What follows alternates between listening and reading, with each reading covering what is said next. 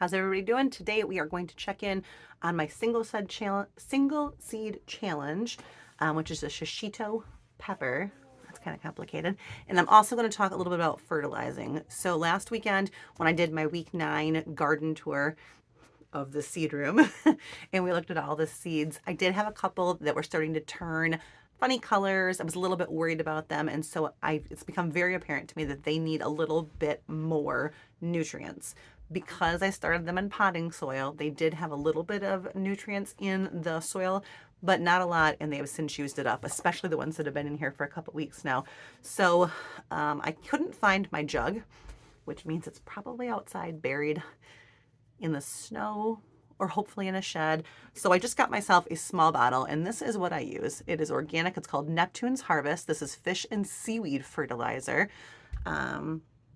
I'm going to tell you if you want to use fertilizer to do your own research, because I'm not an expert at this. But what I wanted something that I could use on my seedlings. I didn't want it to be complicated. I didn't want to have one kind of fertilizer for this kind of plant and one for another. I'm not that far in my gardening journey to balance that right now, I don't think. And I wanted something that was going to be safe. So if my animals got into it or whatever. So I wanted something very simple, natural, and universal. And so I did some research, and this is what I came across. This Neptune's Harvest is actually a company based out of Massachusetts, and it is a arm of a seafood company called, hang on, I wrote it down, Ocean Crest Seafoods. And they are actually based out of Massachusetts, out of Gloucester, and they sell fresh seafood out of the North Atlantic all over the United States.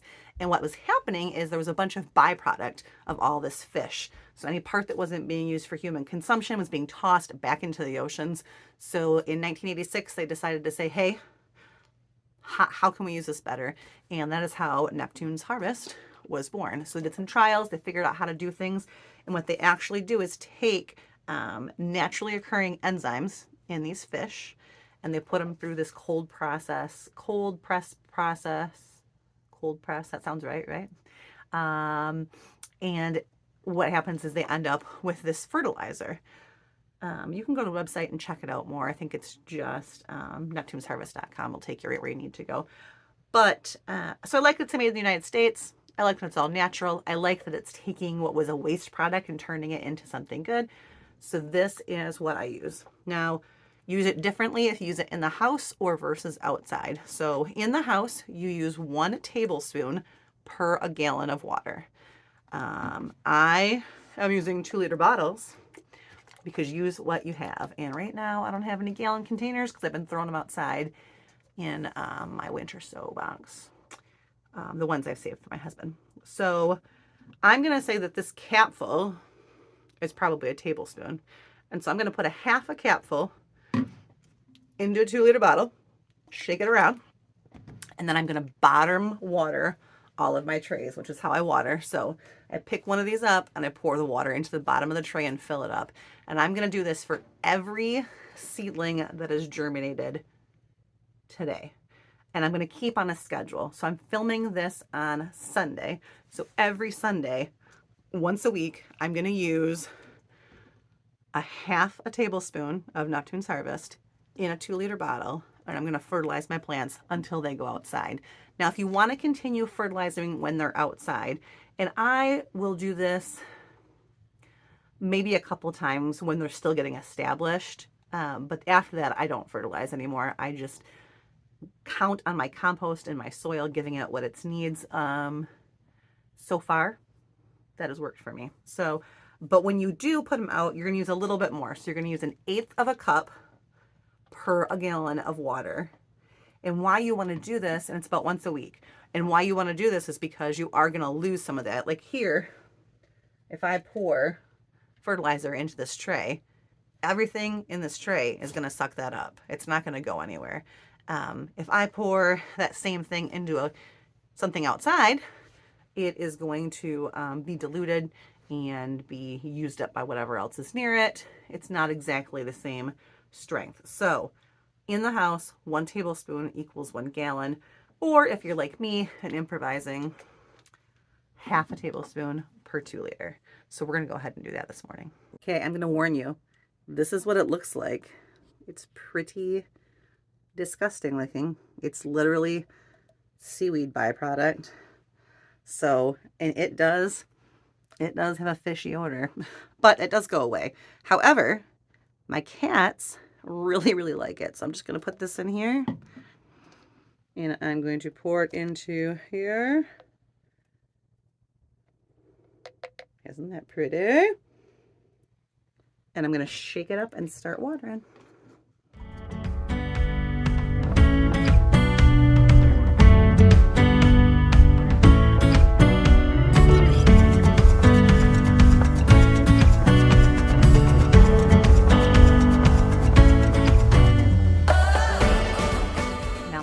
Basement smells like fish. That will go away, but I'm telling you, my husband does complain about it a little bit.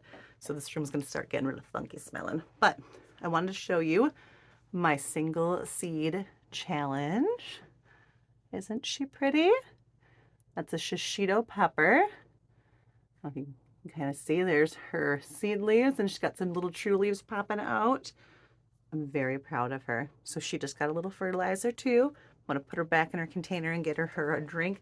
I do have her with the other peppers where there is a little bit of heat in the basement, so it stays nice and warm. That's actually one of the concerns I'm having with the basement, is that I'm keeping things warmer for my heat-loving plants that I'm starting, and my cool weather crops are getting too warm, so that's why I'm going to be moving them upstairs this week. But as far as my shishito single seed challenge, I did have to start this twice. The first one, the cats dumped the container over, so we restarted it.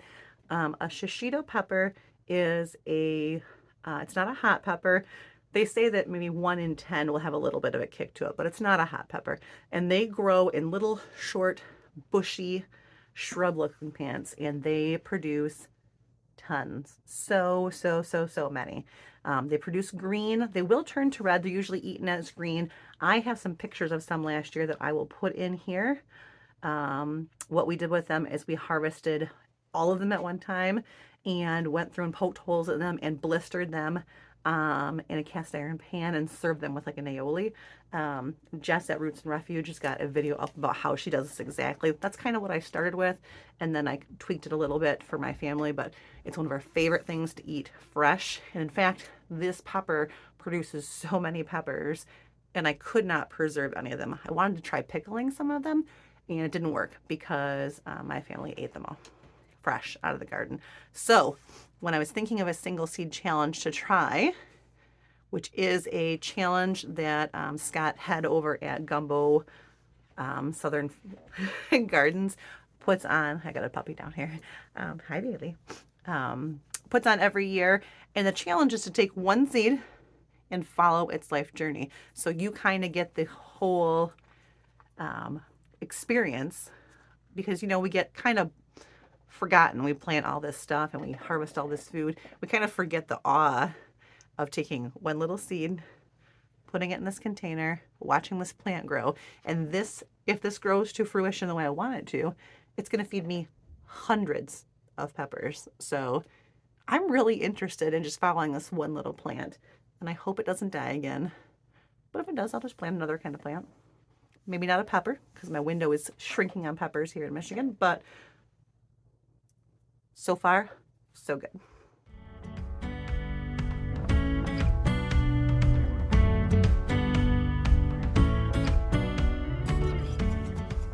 Speaking of peppers, I wanted to do a quick little update on how the peppers are doing. I have got banana peppers for days. They're doing fantastic. This is almost always one of my earliest ones to germinate. I've got a couple of these giallo, I'm not exactly sure how I say them, but none of its sister, the Rosso. So these ones are a yellow and this is a red of the same kind of plant. So that's interesting. Nothing here on these purple Marconis or Carmens. My very first gypsy is popping up. Pepperoncinis. So far I've got 4. That's good germination. Pippin's Golden Honey and the Jimmy Nardellos are a no. I've tried 3 years in a row to get a Jimmy Nardello plant, and it doesn't go well. So let's keep our fingers crossed for this year. On the second tray, I've got Orange Sun right here. Nothing up yet. King of the North, nothing up yet. But Lilac Bell has got one there and one here. I love looking at them like this when they're all like bent over like a little U. Hello, baby. Welcome to my garden. Then here's my shishitos. I'm growing quite a few of these because I'm going to share some with some friends. And they are about halfway germinated. And then I've got a couple California Wonders. Got a couple little U's back there coming up. On this tray, I have Nata Pinos. And it looks like I have got germination out of all but 3 cells. And I'm leaning heavily into those and jalapenos this year, not only for my plant sale, but I really want to put some cowboy candy up this year. My husband loved that when we got some this year. Tequila Sunrise, Poblanos, no such luck. And this last tray, remember these guys? I still haven't looked up what they are yet, but they're not up. And all my Polish peppers, not up yet. And these hot ones taking their time. The only hot ones up is the cayenne are starting to pop. So I've got 1, 2 cayennes up. So that's our pepper germination. Hopefully in another week, these trays should look mostly full. Everybody cross their fingers. Okay, friends, if you have any questions about my fertilizer choice or my pepper plants, feel free to pop them into the comments. I hope you have a great day.